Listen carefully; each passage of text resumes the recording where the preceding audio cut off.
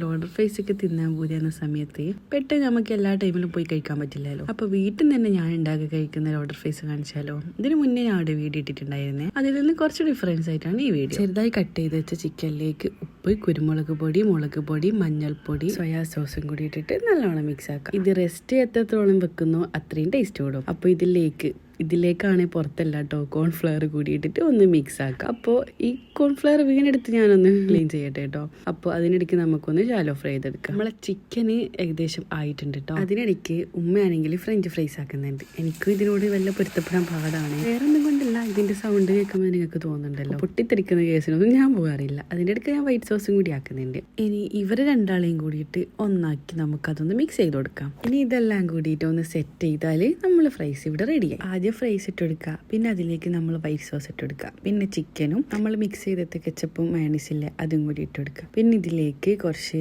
കുരുമുളക് പൊടി, ചില്ലി ഫ്ലേക്സും കൂടി ഇട്ട് കൊടുത്താൽ പിന്നെ അടുത്ത ലെയർ ഇതേപോലെ തന്നെ റിപ്പീറ്റ് ചെയ്താൽ മതി. ഫൈനലായിട്ട് കുറച്ച് ഒറിഗാനോ കൂടി ഇട്ട് കൊടുത്താൽ നമ്മളെ ലോഡർ ഫ്രൈസ് ഇവിടെ റെഡിയായി. നിങ്ങൾക്ക് വേണമെങ്കിൽ ഇതിന്റെ മുകളിൽ സ്ലൈസ് ചീസ് ഒക്കെ വെച്ചിട്ട് ഓവനിൽ വെക്കാം. ഈ റെസിപ്പി എന്തായാലും മസ്റ്റ് ആയിട്ട് ഉണ്ടാക്കി നോക്കണം കേട്ടോ. നല്ല അടിപൊളി ടേസ്റ്റ് ആണ്.